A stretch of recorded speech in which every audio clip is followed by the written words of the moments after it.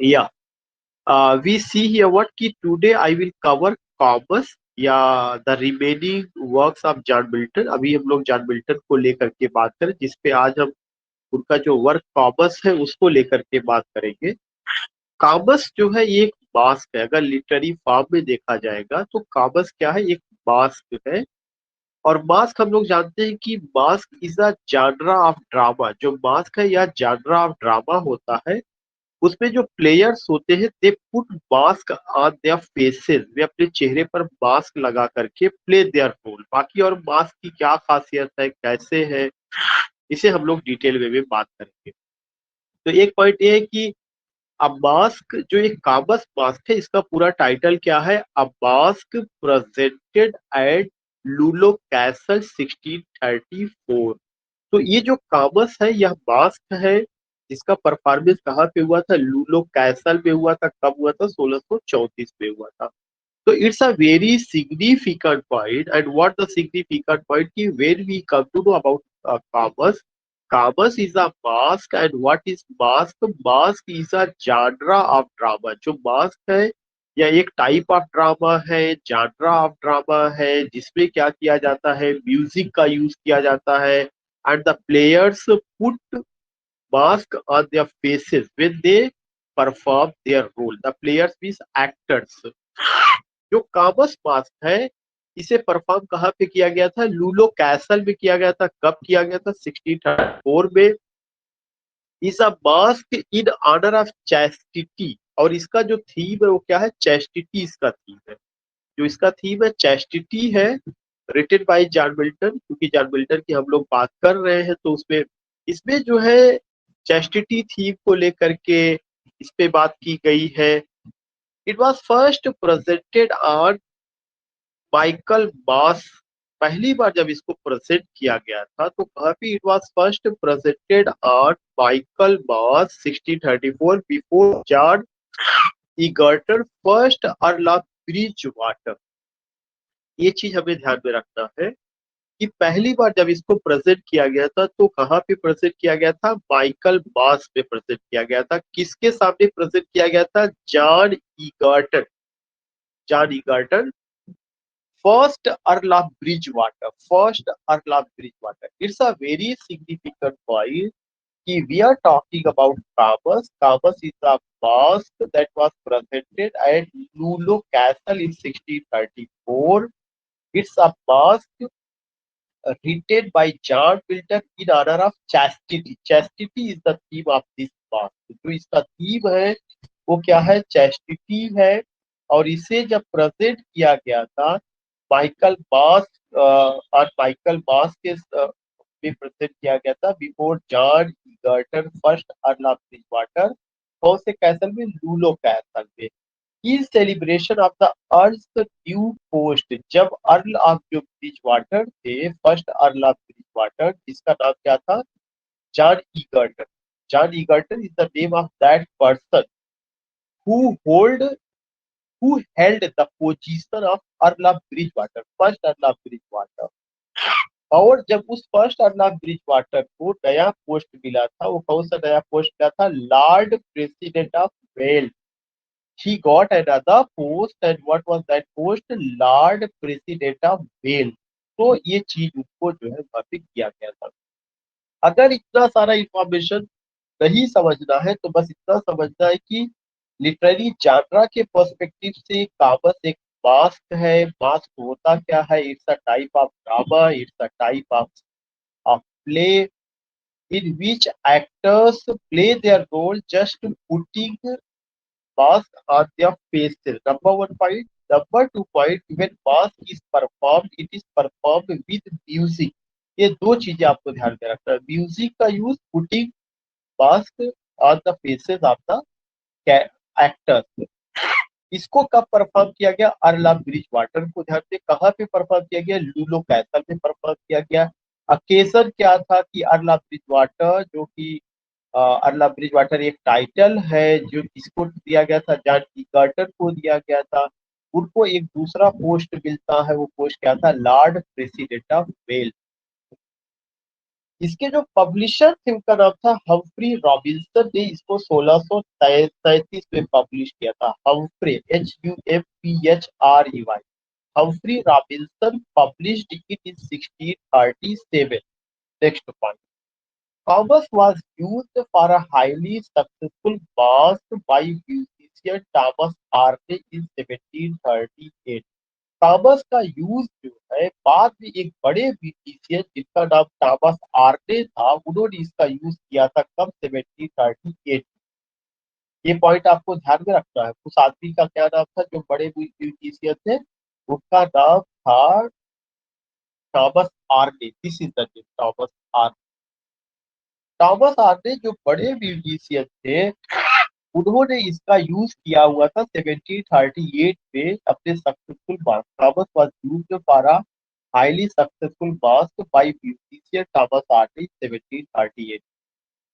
The original vocal music in a baroque style was composed by Henry Lawes। एक question पूछा गया है, ये क्वेश्चन पूछा जा चुका है कि जो ओरिजिनल म्यूजिक इसको दी गई थी, किसने दिया था? हेनरी लॉज ने दिया हुआ था। तो this is another significant point. बाद में जो है 1738 में थॉमस आर्ने ने भी इसको म्यूजिक दिया हुआ था। बट जब ये पहली बार परफॉर्म किया गया था, तो इसको जो म्यूजिक दिया था, किसने दिया था? हेनरी लॉज ने। ऑलरेडी आई टोल्ड यू कि कोई भी जो मास्क होता है, जब उसको परफॉर्म किया जाता है तो उसमें म्यूजिक का यूज किया जाता है। Without using the music it is not perform. तो म्यूजिक का यूज, म्यूजिक के यूज के साथ साथ आपको और क्या ध्यान में रखना है? आपको ये ध्यान में रखना है कि they put mask on their faces। who put? performer or the actors put। तो इसको जो म्यूजिक दिया, किसने दिया? हेनरी लॉज ने दिया। एक पॉइंट है आपको ध्यान में रखना है। Henry Lawes who also played the part of the attendant spirit. और हेनरी लॉज ने भी इसमें क्या किया था? He also played the role. और किसका रोल उन्होंने किया हुआ था? Attendant spirit. सो मैं फिर से आपको बता दूं, जो नाम आपको ध्यान में रखना है, हेनरी लॉस, इन्होंने ओरिजिनल म्यूजिक दिया हुआ था, नंबर वन। और क्या रोल प्ले किया था? He played the part of the attendant spirit का उन्होंने रोल प्ले किया था। दूसरा चीज आपको क्या ध्यान में रखना है? हम्फ्रे रॉबिन्सन का। हम्फ्रे रॉबिन्सन कौन थे? जिन्होंने कॉमर्स को पब्लिश किया था। कब पब्लिश किया था? 1637 में पब्लिश किया था। फिर उसके बाद एक नाम आपको और ध्यान में रखना है कि 1738 में थॉमस आर्ने ने इसको एक दूसरा सक्सेसफुल म्यूजिक किया हुआ था। जो मास्क है पहली बार 1634 ईस्वी में कहाँ पे परफॉर्म किया गया था? लूलो कैसल में। किसके सम्मान में परफॉर्म किया गया था? जॉन ईगर्टन के सम्मान में। जॉन ईगर्टन कौन थे? First earl of Bridgewater. लेकिन उनको एक नई पोस्ट दी, लॉर्ड प्रेसिडेंट ऑफ वेल्स उनको बनाया गया था। This is another. Next point जो आपको ध्यान में रखना है, सारा चीजें जो है आपको ध्यान में रखना है, किसका इसका क्या रहा। तो I want to know, just give me quick response. कितना पॉइंट समझ में आ गया? Just give me quick response without delay. Did you?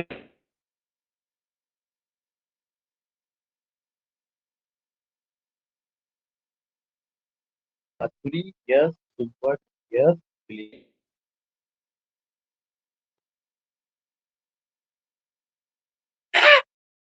Yes. अब now just see another significant point. What is another significant point? इसका plot क्या है, किस कहानी? क्योंकि कोई भी जो मास होगा उसमें कोई ना कोई प्लॉट होगा, कोई ना कोई स्टोरी होगी, कोई ना कोई कहानी लेकर के बुनी जाती है। The plot concerns two brothers. जो प्लॉट है, इसमें दो भाई है और उनकी सिस्टर है।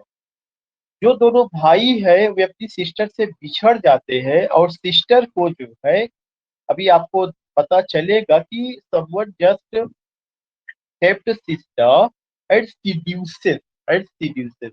लेकिन उस एलिस का को सीड्यूस किया जाता है, लेकिन उसकी चैस्टिटी बचाई जाती है।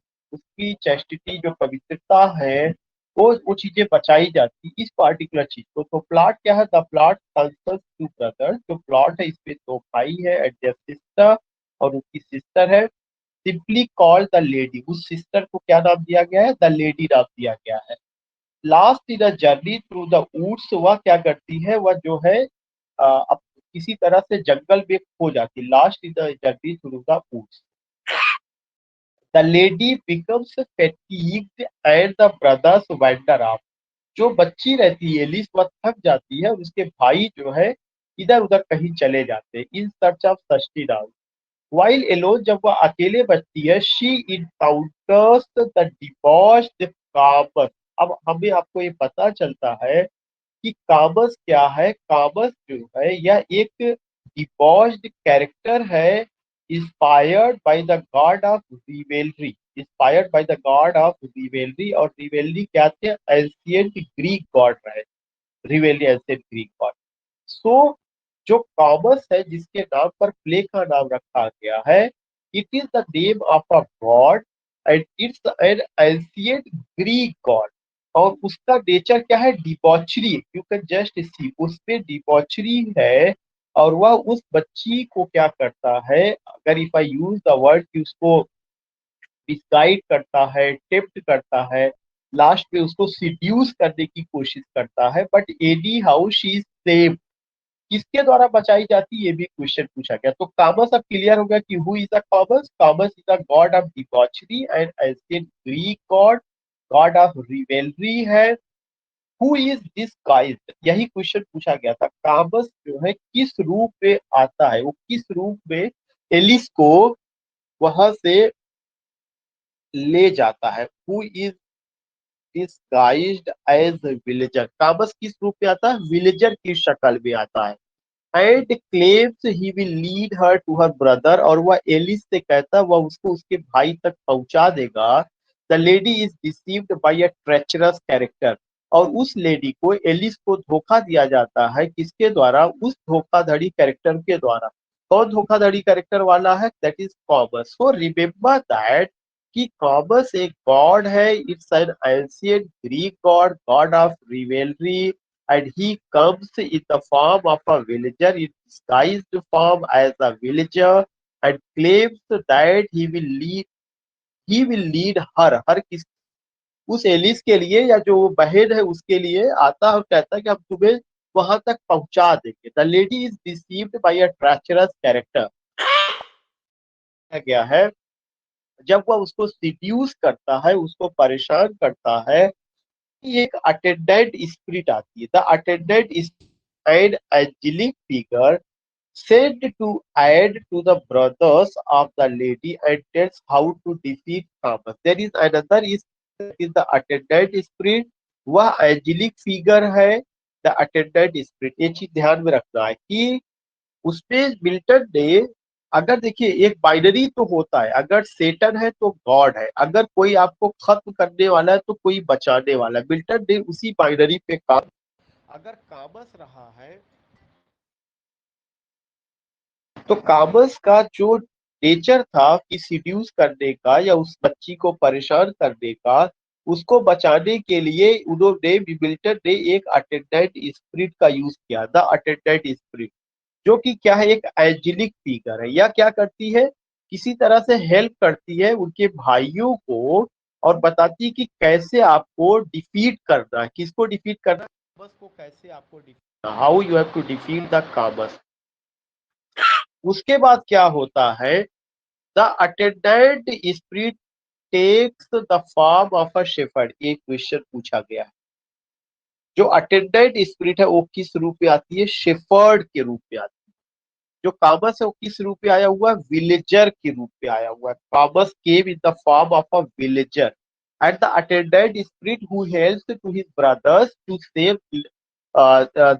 Save their sister Alice. वो अटेंडेंट स्पिरिट किस रूप में आई है, वो एक शेफर्ड के रूप में आई है।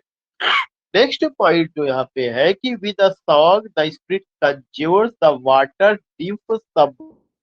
इट्स अनदर इम्पोर्टेंट पॉइंट, के माध्यम से जो वो कंज्यूर करती है एक निम्फ को, उसका क्या नाम है, Sabrina, SABRIN। Sabrina is very important. जितना ज्यादा कॉमर्स इंपॉर्टेंट है, जो विलेजर के रूप में आता है, जितना ज्यादा एलिस इंपॉर्टेंट के रूप में मतलब एक लेडी के रूप में जिसका जिक्र किया गया, जिसको कामस सिड्यूस करता है, और जितना उसको बचाने के लिए द अटेंडेंट इंपॉर्टेंट है और अटेंडेंट स्प्रिट शेफर्ड के रूप में आती है, उतना ही ज्यादा इंपॉर्टेंट क्या है, water nymph Sabrina, water nymph Sabrina. Detailed description जो नया पॉइंट है वो वाटर डिम्फ सबरीना का है।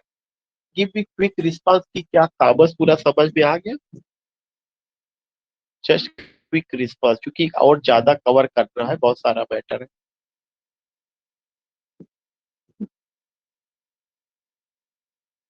तो विलेज विलेज से clear, very good.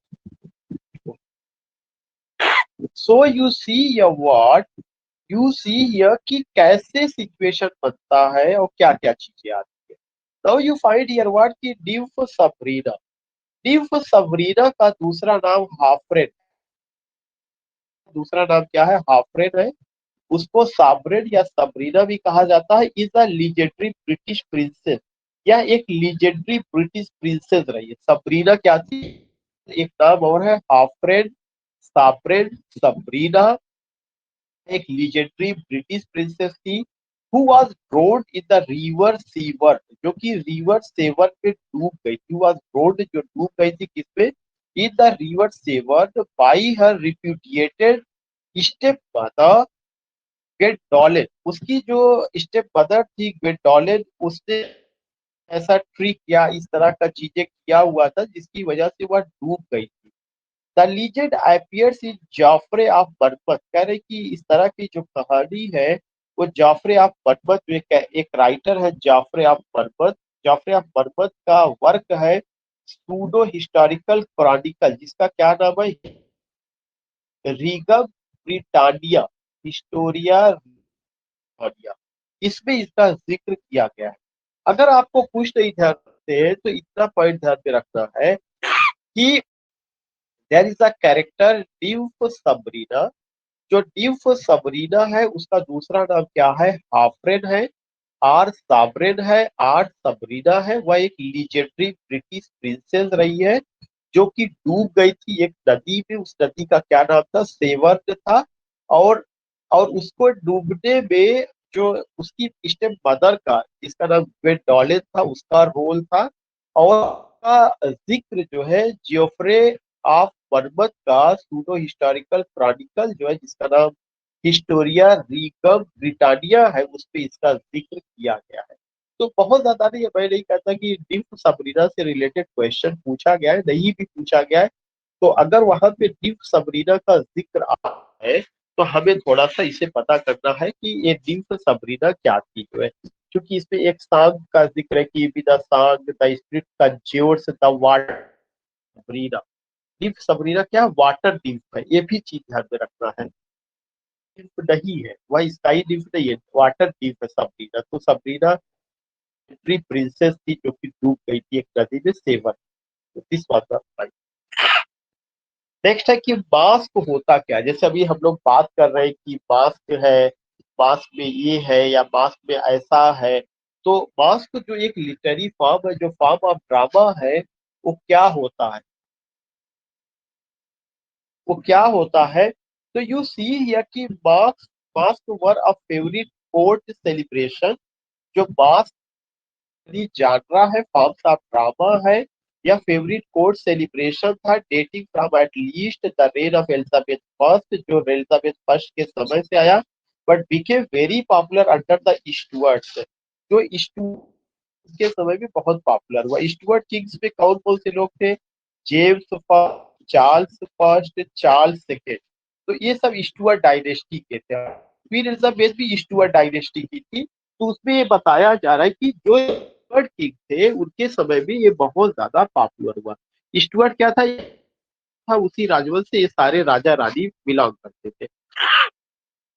The main parts were often played by courtiers. जो मास्क होता है उसका द्वारा प्ले किया जाता है, कोर्टियर्स के द्वारा प्ले किया गया, नोबल्स के द्वारा, and sometimes even the royals. In fact Caroline masque office bus is an example करें कि कैरोलिन एज में जो मास्क लिखा गया जिसका एक एग्जाम्पल जो कॉमस है। कैरोलिन एज कब से कब तक था? जैकोबियन एज के बाद आया हुआ था। 1625 से लेकर 1649 तक का पीरियड कैरोलिन एज, जो चार्ल्स फर्स्ट का पीरियड रहा है। तो जो कैरोलिन मास्क चार्ल्स फर्स्ट के समय में आया था, जिसका एक एग्जाम्पल कॉमस था, frequently featured the king Charles first and queen. ये ज्यादातर जो है क्या था कि बहुत ही किंग चार्ल्स फर्स्ट को और उनकी जो रानी थी उनका क्या नाम था, हेनरीटा मारिया, ये उनका फेवरेट था। फ्रीक्वेंटली फीचर्ड उनकी कैरेक्टरिस्टिक्स को लेकर के बात करता था।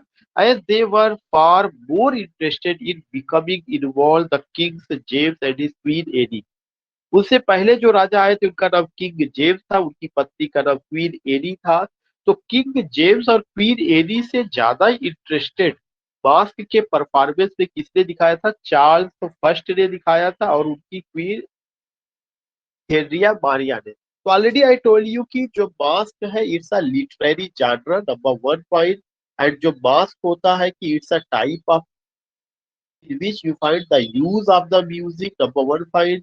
और जो उसमें एक्टर्स होते हैं they put mask with they play their role. और ये मोस्ट प्रोबेबली इसमें जो कैरेक्टर्स होते हैं या इसका जो मेन पार्ट होता है, it is played by courtiers, nobles and some royals. इसमें जो लोग भी कैरेक्टर्स होते हैं दे कम इन डिस्गाइज फॉर्म में अपने रोल को, because if they put mask तो वो डिस्गाइज फॉर्म नहीं आएंगे। And use of music, very making atmosphere होता है, डांसिंग वगैरह होती है things जो है। और ये ज्यादातर जो है क्या किया गया, किंग्स को क्वींस को प्लीज करने के लिए इस तरह की चीजें मार्केट में आई थी। और क्वीन एलिजाबेथ के समय में भी था, लेकिन उस समय तो शेक्सपियर का जमाना था, मास्क उतना पॉपुलर नहीं हुआ था। किंग जेम्स फर्स्ट के समय मतलब जैकोबियन एज और कैरोलिन एज में it became highly popular. Next है एक नाम है हम्फ्रे रॉबिन्सन। अगर आपको याद होगा, अभी मैंने बताया था कि जो मास्क है पब्लिशर का नाम क्या था, हम्फ्रे रॉबिन्सन था। लेकिन हम्फ्रे रॉबिन्सन को डिटेल में भी बताया कि Humphrey Robinson he was a prominent London publisher, एक लंदन पब्लिशर थे and book seller of the middle 17वीं सेंचुरी, 17वीं शताब्दी के। He died on 13th November 1670, 1670। So, if the question comes to कि who was Humphrey Robinson, Humphrey Robinson was a prominent London-based publisher and bookseller of the mid 17th century who died on 13 नवंबर 1670। एक publisher का नाम रहा, बहुत simple सा, बहुत छोटा सा पॉइंट, हम्फ्रे रॉबिन्सन पब्लिशर। इन्हीं हम्फ्रे रॉबिन्सन के साथ जुड़ करके एक दूसरे पब्लिशर जिसका नाम था हम्फ्रे दूसरे पब्लिशर का क्या नाम है? Humphrey Moseley. तो ये दोनों नाम आप ध्यान में रखिएगा। Humphrey Moseley was publisher. Humphrey Moseley worked with Humphrey Robinson, के साथ मिल के काम किए। दोनों के नाम के साथ हम्फ्रे लगा हुआ है, लेकिन जो सब टाइटल है एक में रॉबिन्सन है और एक में बॉसली है। Humphrey Bosley worked with Humphrey Robinson to publish two collections of plays in English Renaissance drama. The most important of these collections was the first Beaumont and Fletcher folio of 1647। ब्यूमॉन्ट का जो folio आया था 1647 में, उसको publish in दोनों लोगों ने मिल करके किया था। ब्यूमॉन्ट एंड फ्लेचर का फोलियो जो आया कब आया? 16। They also issued a significant collection of James Shirley's drama. इसके अलावा जो जेम्स शर्ली का ड्रामा था उसका भी उन्होंने पब्लिश किया था। They also issued a title six due place. उनके प्ले का क्या टाइटल क्या था? सिक्स ड्यू प्लेस इन 1653 में। ये बात तो इसमें ये बताया गया कि हम्फ्रे बॉसले और Humphrey Robinson both were publisher, both have good bonding and they published वर्ड ब्यूबन और फ्लेचर का जो ड्रामा था उसको। इसके अलावा जेम्स शर्ली का जो two Humphreys also published a volume of the Duke of Newcastle plays, Duke of and sir William Davenant's love and honour. ये सब उन्होंने किया हुआ है।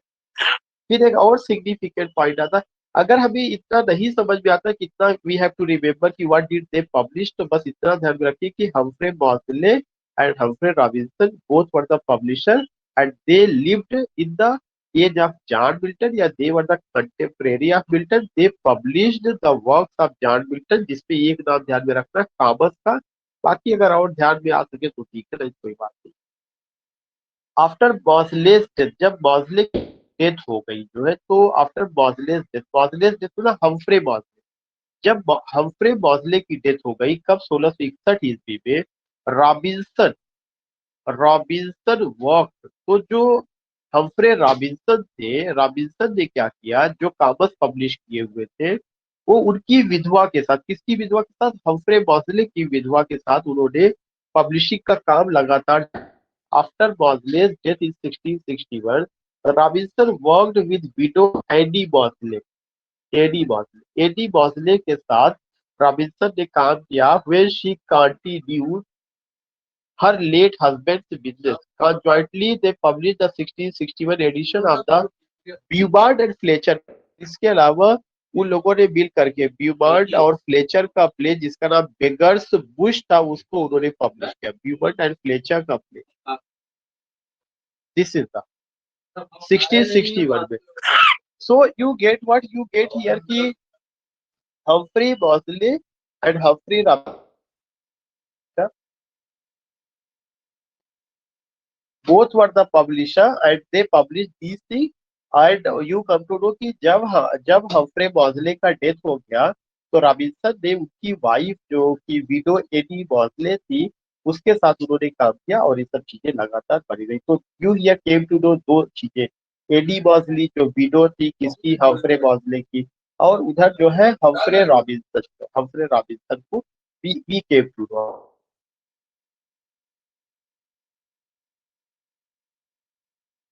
टॉमस ऑगस्टाइन एडी आर आर ने, ये भी बहुत इंपॉर्टेंट फिगर है, मिल्टन से जुड़े हुए थे।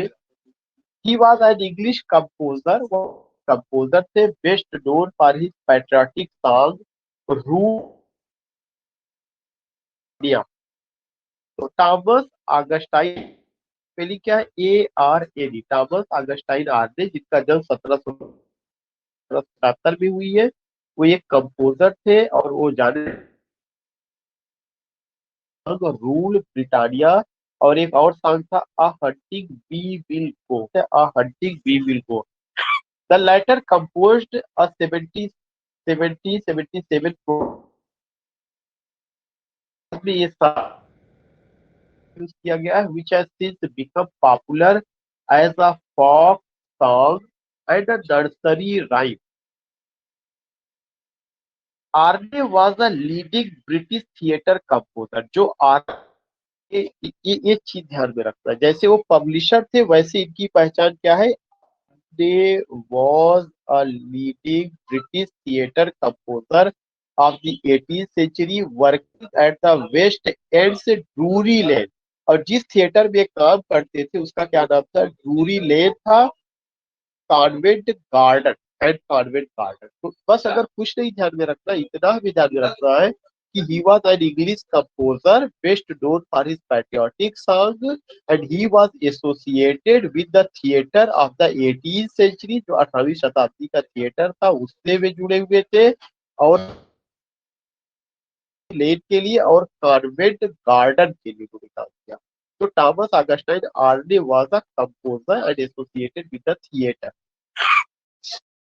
उसके बाद इसी से अभी एक क्वेश्चन आया था, ड्रूरी लेन थिएटर क्या था। ड्रूरी लेन थिएटर या द थिएटर रॉयल भी जिसे कहा जाता है, ड्रूरी लेन थिएटर और the Theatre Royal, Drury Lane is a West End theatre, ये थिएटर था and great first listed building in Convent Garden, और ये थिएटर कहाँ पे था, कॉन्वेंट गार्डन में था, London England. So you came to know here what कि it's the name of a theater जो West End is a West End theater था and great first listed building in Covent Garden, London, England। Now you find the patent theater, it's a very significant point, the patent theater। ये theater से जुड़ा हुआ दो तीन point आ गया है। The patent theatres were the theatre that were licence. Patent theatre उसको कहा गया, एक question important, I don't know not, लेकिन ये इम्पोर्टेंट है। क्यों? क्योंकि थिएटर का एक टाइप उसमें पेटेंट थिएटर उसको कहा गया जिसको लाइसेंस मिला था टू परफॉर्म स्पोकेन ड्रामा। कौन सा ड्रामा? Spoken drama. कब जो है, जब थिएटर को बैन कर दिया गया था 1642 ईस्वी में, तब कुछ थिएटर्स को जब रीओपन हुआ, थिएटर 1660 ईस्वी में रीओपन होता है, तब चार्ल्स सेकंड जो है कुछ थिएटर का पेटेंट कराते या उनको लाइसेंस देते परफॉर्म करने के लिए। After the restoration of Charles second as the king of England, Charles second का समय 1660 से, मैं नहीं कहता कि वो 1700 तक थे, लेकिन 1660 से लेकर के 1688 तक जब ब्लड लेस रिवॉल्यूशन हुआ है, सो चार्ल्स सेकेंड के समय में थिएटर को रीओपन किया गया। और जब रीओपन किया गया तो इंग्लैंड में, स्कॉटलैंड में, आयरलैंड में 1660 में थिएटर वाज रीओपन, उसमें से प्रतिबंध हटाया गया।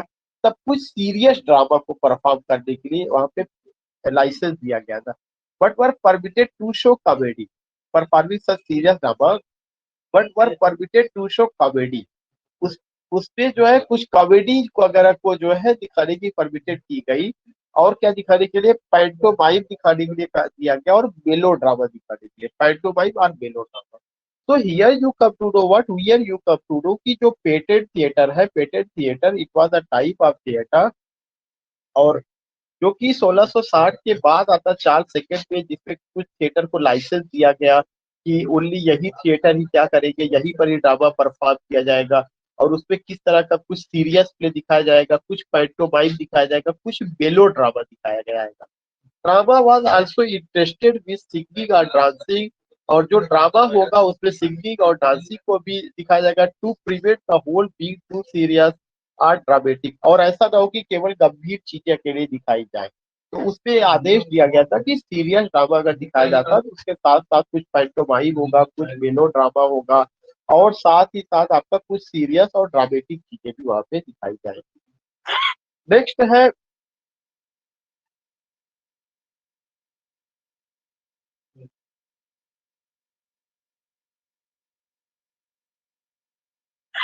जागृति is writing in licensing act in 1737। Yes जागृति, बेशक बाद में लाइसेंसिंग एक्ट भी बना हुआ था 1737 में, दैट इज अनदर पॉइंट। लेकिन पेटेंट का जो है ये चीजें हुआ था तो इनको लाइसेंस देना शुरू किए थे। बाद में वो एक एक्ट में भी तब्दील हो जाता है, बाद में वो एक एक्ट में भी आता है, लाइसेंसिंग एक्ट। नाउ एक और थिएटर था जिसका नाम था किंग्स कंपनी। तो हम लोगों ने किस तरह की बात की है? ड्यूरी लेन थिएटर को लेके बात की है, हम लोगों ने पेटेंट थिएटर को बात किया। अब हम लोग किसके बारे में बात कर रहे हैं? किंग्स कंपनी को लेके बात कर रहे हैं। द किंग्स कंपनी एग्जिस्टेड, जो किंग्स कंपनी था ये भी एक थिएटर था जिसका एग्जिस्टेंस 1660 से लेकर 1682 तक था। बाद में इसको मर्ज कर दिया जाता है, when it merge with the Duke's company. बाद में इसको ड्यूक्स कंपनी जो था थिएटर, उसके साथ मर्ज कर दिया जाता है to form the United Company. और ये दोनों मिल करके एक नया ड्रामा, नया थिएटर आता है जिसका नाम क्या था? United company. तो अगर कभी ये क्वेश्चन आता है कि यूनाइटेड कंपनी किसके मिलने से बना, किंग्स कंपनी और ड्यूक कंपनी के मिलने से यूनाइटेड कंपनी बना। चूंकि दो कंपनियां मिली हुई थी, इसी वजह से इसका नाम क्या रखा गया? यूनाइटेड कंपनी रखा गया। और जो किंग्स कंपनी था उसका एग्जिस्टेंस कब से कब तक था? 1660 से 1682 तक। नाउ द लास्ट पॉइंट, कि अभी हम लोग बात कर रहे थे कि ड्रामा में प्ले किया गया, पैंटोमाइम प्ले किया गया, मेलो ड्रामा प्ले किया गया, और कुछ जो है सीरियस प्लेस प्ले किए गए, कुछ कॉमेडी। तो जो पैंटोमाइम है, जो मेलो ड्रामा, अभी मैंने केवल पैंटोमाइम को आज के लिए लिया हुआ है। पैंटोमाइम क्या है, किस तरह का प्ले होता था, उसको उसको मैं डिस्कस करना चाहता हूँ।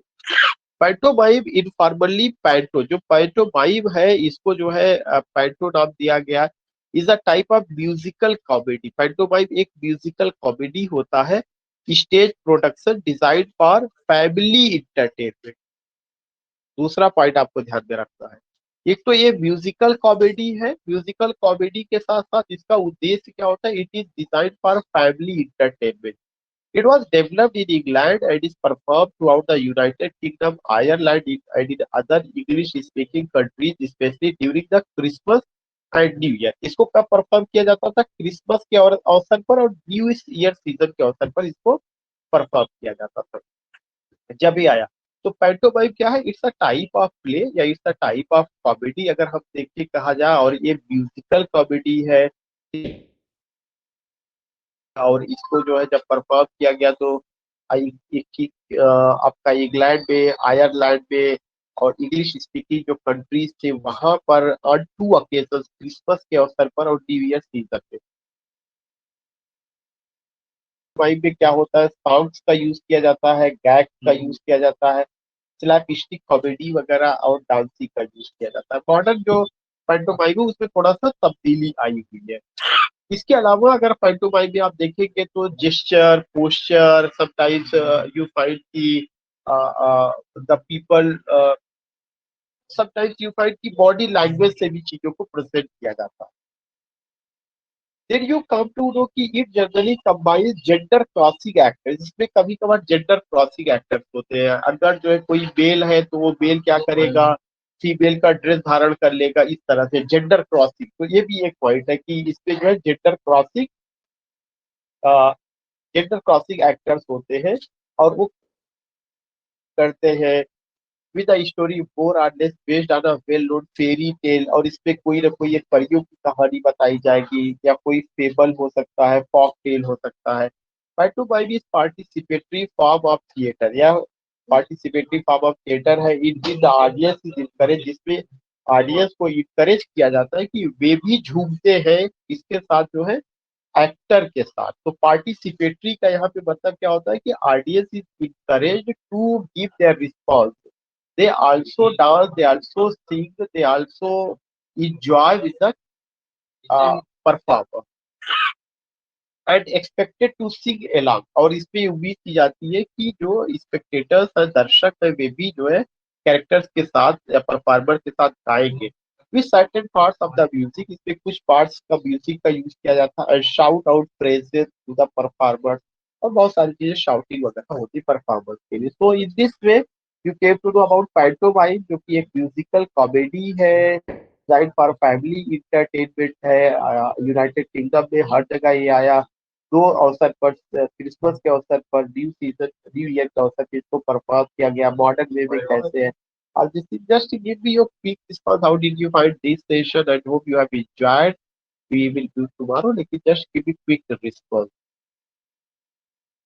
How did you find this session?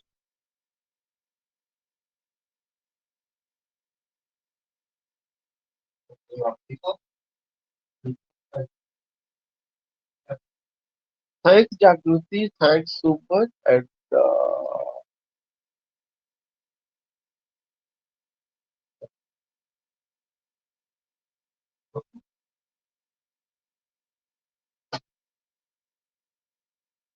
thanks, Manisha, Rajiv, Arifa, Shivam. Thanks to all of you. Thanks joining for this session. We will meet tomorrow. And thanks to join this session. Give your feedback also in group if you feel better. वहां पे भी आप बता सकते हैं। Tell others also to join this session, this particularly ये सब चीजों को उसको लेकर के अदर पीपल टेल आल्सो।